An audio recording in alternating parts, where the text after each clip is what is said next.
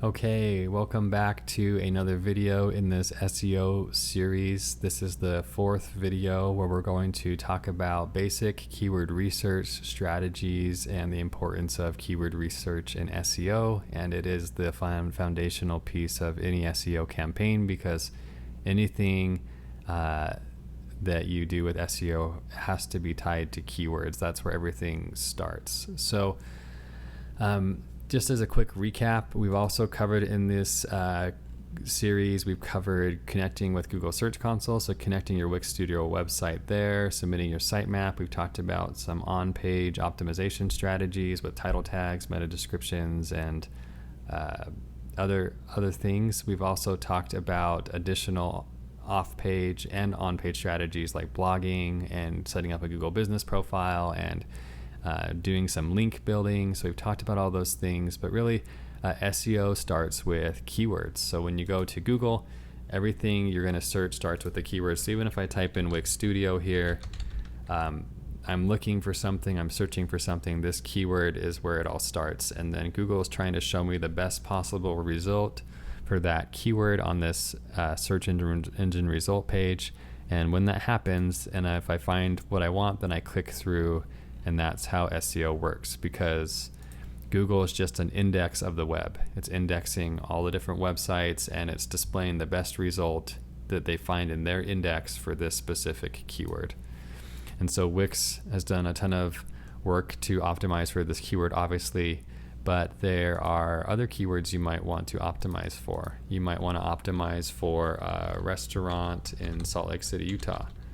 And I don't know what this is going to give us, but it's showing up this local map pack first. So this is the important reason as to why you need that Google business profile. But then again, you do have some organic results here. So just want to give a couple of ideas on a few things. If you have some budget, you can get a paid tool like SEMrush to do some keyword research. And so if I type in this domain here, then I can go to these details where I can see all the keywords that I currently rank for. And so, for example, this soccer personal trainer is my homepage. I'm in position 11. I might try to go in and optimize more for this keyword. But if I don't know the keywords, like let's say I'm trying to find out what keywords are available. Maybe I type in soccer trainer in Utah and pro soccer trainers in Utah. So this is how I can kind of find keywords to start from if I didn't have anything already ranked for. And so you can see that these actually don't have enough volume. So let's do soccer training and let's see how much that has. So soccer training has a lot more search volume. These ones aren't as heavily searched. So maybe it's soccer training near me, or maybe it's personal soccer trainer. Let's see what these bring up. And we'll analyze this. Okay, so soccer training near me is also a good one, and then personal soccer trainer. So what I would recommend doing is, for very basic, just starting out SEO, just do 10 to 15 keywords. Find 10 to 15 relevant keywords for your client or for your own business, things that you feel like people would be searching if they're trying to find you, and start optimizing around those keywords. And you want to be specific. You want to get some that are really specific, and you want to get some that are more broad. But just find 10 to 15 keywords. And this resource here from Backlinko, let me go to the top here. This is one of the top blogs on SEO. It was Brian Dean owns it. He's a genius for SEO. He gives you really good practical tips. And so he walks you through the definitive guide to keyword research. So it's how to find keywords, how to choose the right keywords, all of these things. He's got it broken down in easy to follow format on how to do your keyword research. But once you have that done, then you're going to go back into your Wix Studio dashboard here. And when we went through the website settings, or the SEO settings, we can add in the target keywords for each of these pages, these focus keywords. Okay, and we can have 2 to 5. So we can start to add these in and then optimize our content, our title tags, meta descriptions, our blog posts. We can start optimizing around these keywords. And just to keep it easy too, you could enter these target keywords here into Wix, or you could open a Google Doc and just put in your 15 keywords, or a spreadsheet and put in your 15 keywords, and then start to track how you're performing. The other thing is, let me go back to the Google Search Console that we set up. Once this starts populating data, so for this website, for example, we also see keywords here that we are ranking for and getting clicks and impressions for. So Fitness Finder, if that's one of our target keywords, then we can start to look here in Google Search Console as well and see what we can do to optimize this for this keyword. So one practical thing is, if our click-through rate is low for Fitness Finder, then we can go in and change the title tag and meta description. So when we go to Fitness Finder, we can just type this into Google.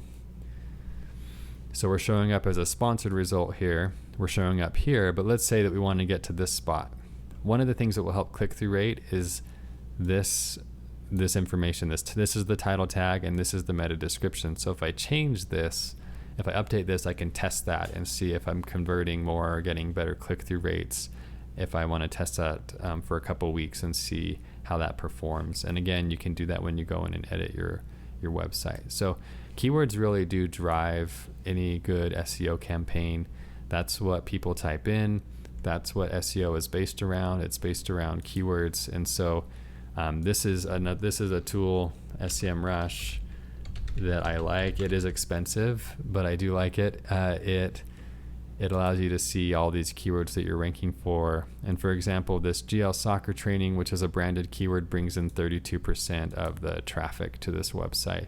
Whereas soccer trainers, which is a little bit more broad, is 5%. So if they could get this to go up, a couple of positions, think of how much more traffic and then customers they could get if they're able to optimize for that keyword. So hopefully that's a couple of ideas. There's some really good articles and information. This backlinko blog is great. It's just the backlinko.com/keyword research. This should give you everything you need to know to get started. And then if you do, find your 10 to 15 keywords that you want to optimize for, then you go in here and start working on it. And that can be how you work on optimizing your pages, your blog posts, and even the outreach that you do to other websites could all be focused around those target keywords. So that's what I have for this video, just some really basic things. There's other tools, obviously, besides SEMrush. There's Ahrefs, there's other keyword research tools out there. There's some free ones. This one covers some of those in here. It also just covers some kind of more grassroots strategies, like using Google's related searches for good keywords. So there's some really, really practical ideas here that anyone can do to get started. So there is one other thing that I do want to show in one more video. So we'll extend this to a fifth video. But that concludes the portion of this series, finding those target keywords for yourself or for your client, and then trying to optimize around those. I hope that all made sense. And in the next video, I want to talk about audits, website audits, and how those can be a good way to uncover opportunities for your website.